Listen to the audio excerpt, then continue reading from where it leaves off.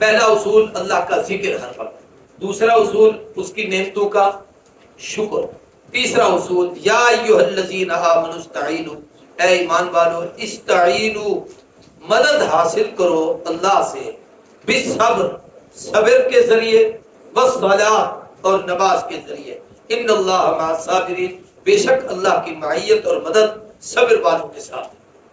اے اہل ایمان، یہ دوسرا آمنو ہے، پہلا آمنو تھا یا ایھا الذین آمنوا لا تقولوا رائنا، جس میں ادب رسول کو، اب یہ دوسرا آمنو قرآن مجید میں ہے، یہ 88 یا 89 مقامات پر آئے گا لفظ آمنو، تو ان میں سے ایک یہ بھی ہے۔ یہاں پر اللہ نے دو چیزیں بتائیں، دو پہلے آ چکی، ذکر اور شکر، تیسری ہے صبر اور نماز۔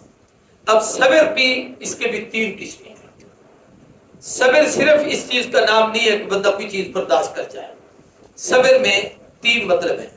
ایک ہے الصبر علی البلاء، آزمائش آئی تو برداشت کر لو، تکلیف آئی ہے، بیماری آئی ہے، یا ویسے کوئی آفت آ گئی ہے تو اس مصیبت پر رب کی رضا پہ راضی ہو کر کہنا بس جیسے اس کی مرضی، ہم تو اس کے حکم کے تابع ہیں، ہمیں کیا اختیار ہے کہ اللہ کے کسی فیصلے پر ہم چون چرا کہہ سکیں۔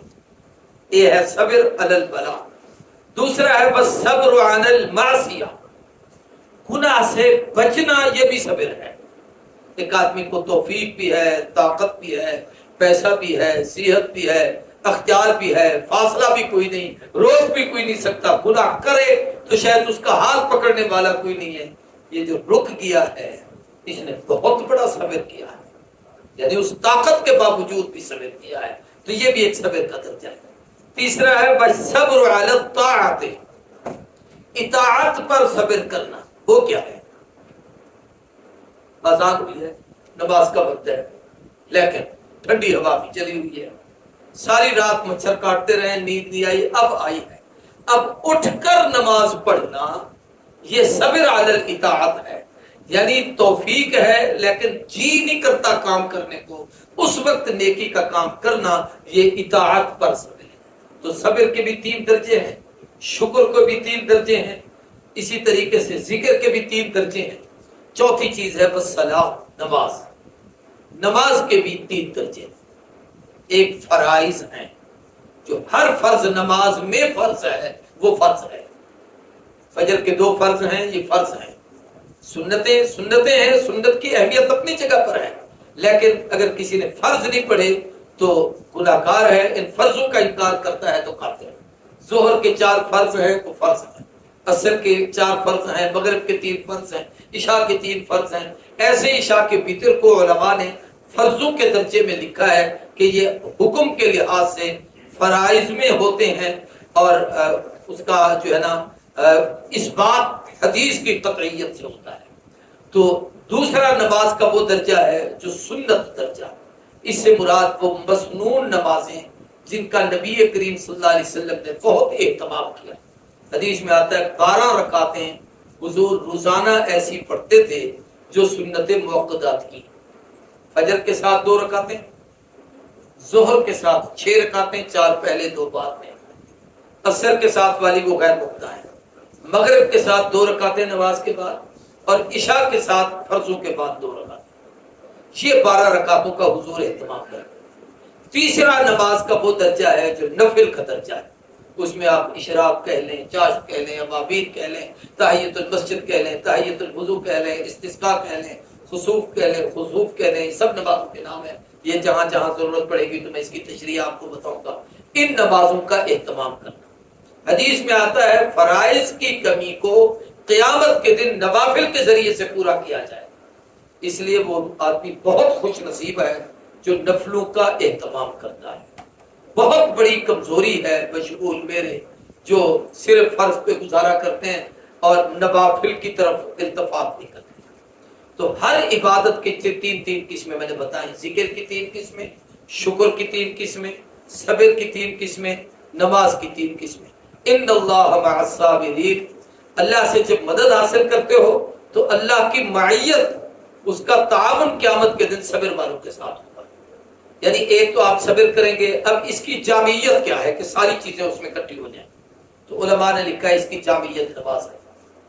نماز میں ذکر بھی ہے، اللہ اکبر سے السلام علیکم تک ہر جگہ اللہ اللہ کا نام آتا ہے، ذکر ہے۔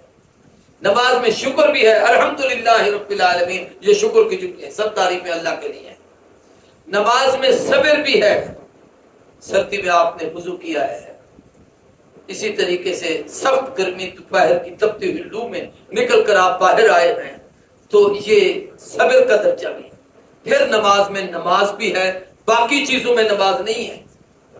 نماز کے اندر نماز ہے کہ جو نماز پڑھ رہے ہیں اس میں صبر بھی آئے گا، شکر بھی آئے گا، ذکر بھی آئے گا، اور یہ خاص طریقہ نماز بھی آ جائے گا۔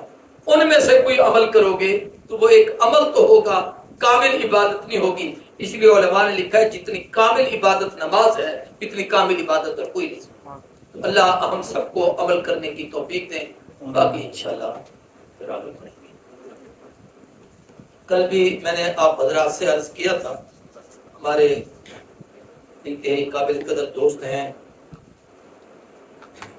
حاجی محمد عارف صاحب، تو انہوں نے آج آپ کے اس پلانٹ کا نام وہ نقشہ منگوایا ہے کہ جہاں بنا ہوا ہے ہمیں دکھائیں تاکہ اس کا انتظام ہم کریں، اور انشاءاللہ تعالیٰ اس کی سیٹنگ کرا کے اسے امید ہے کہ اس ہفتے میں شروع کروا دیں گے۔ یہ ان کا صدقہ جاریہ ہوگا جب تک چلتا رہے گا، تو ان کے گھر کے لیے بھی آپ دعا کریں گے۔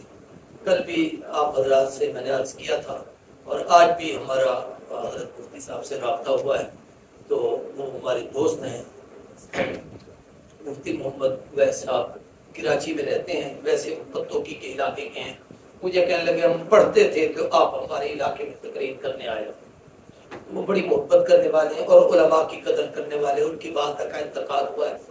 ماں ایک بڑی نعمت ہوتی ہے، میں دوستوں کو کہتا ہوں میری والدہ جب فوت ہوئی تو میری عمر 60 سال سے بھی زیادہ تھی، یہ اب سے چند سال پہلے کی بات ہے، مگر اس وقت تک میں جیسے جہاز پہ اڑتا ہے ایسے اڑتا رہا۔ اب میں محسوس کرتا ہوں کہ میرے وہ اڑان رک گئی، اس لیے کہ وہ جو پیچھے دعائیں تھیں وہ تھم جاتی۔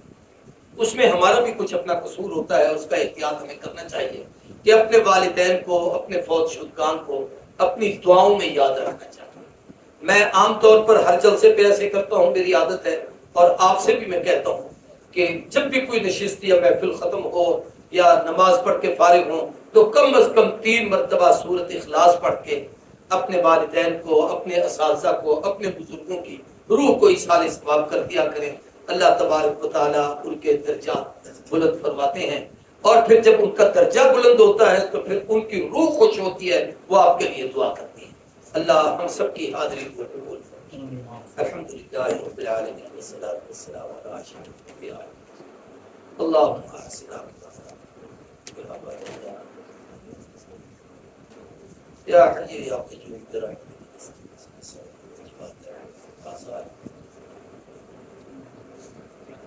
اے الہ العالمین، جن دوستوں نے دعاؤں کے لیے کہا ان کے حق میں ہماری دعائیں قبول فرما۔ ہمارے اعزاء اقربا رشتہ دار جو جہاں جہاں ہیں، بیمار ہیں، ہسپتالوں میں ہیں، گھروں میں ہیں، ظاہری باطنی روحانی جسمانی امراض میں مبتلا ہیں، سب کو شفا عطا فرما۔ حضرت مفتی صاحب کی والدہ ماجدہ مرحومہ مغفورہ جس نے اپنے اس پیارے بیٹے کی تربیت خوب کی، اللہ ان کے درجات بلند فرما، ان کی آخرت کی منزلیں آسان فرما دے۔ اے اللہ ہمارے بھائی عارف صاحب کو جزائے خیر عطا فرما۔ اے اللہ ہمارے ساتھ دینی امور میں جہاں جہاں وہ تعاون کرتے ہیں ان کے اس تعاون کو قبول فرما، آخرت کی نجات کا ذریعہ بنا۔ تو راضی ہو ہم سب کو اپنی رضا نصیب فرما۔ ہمارے ڈاکٹر عبید اللہ صاحب ہیں، ان کی اہلیہ بیمار ہیں، وہ بھی بیمار ہیں، اللہ ان کو صحت اور تندرستی عطا فرما۔ ہمارے بھائی مدروف کا بیٹا ہے اپنا مولانا محمد طلحہ صاحب، عالم فاضل آدمی ہے، کچھ عرصہ پہلے اس کا ایکسیڈنٹ ہوا تھا، راٹ وغیرہ پڑے تھے، اب رات پھر اس کا آپریشن ہوا ہے، وہ راٹ کھولے ہیں۔ اللہ اس بچے کو بھی صحت عطا فرمائے۔ ایسے ہی شاہ صاحب نے اپنے ایک عزیز کا بتایا تھا، اللہ ان کو بھی صحت عطا فرمائے۔ جن جن دوستوں نے دعاؤں کے لیے کہا ہوا ہے اللہ سب کے حق میں ہماری دعائیں قبول فرمائے۔ ہمارے ڈاکٹر قاری عنایت اللہ صاحب ہیں لاہور میں، وہ بھی بیمار ہیں۔ میری ایک بڑی بیٹی ہے، اس کی بھی طبیعت ٹھیک نہیں، اللہ اس کو بھی صحت عطا فرمائے۔ حسبنا اللہ ونعم الوکیل، نعم المولا ونعم النصیر، یا میسر لکل عسیر انک علی کل شیء قدیر، سہل یا الہی کل صابر حرمت سید الابرار سید صلی اللہ تعالی علی خیر خلقہ محمد وعلی آلہ وصحبہ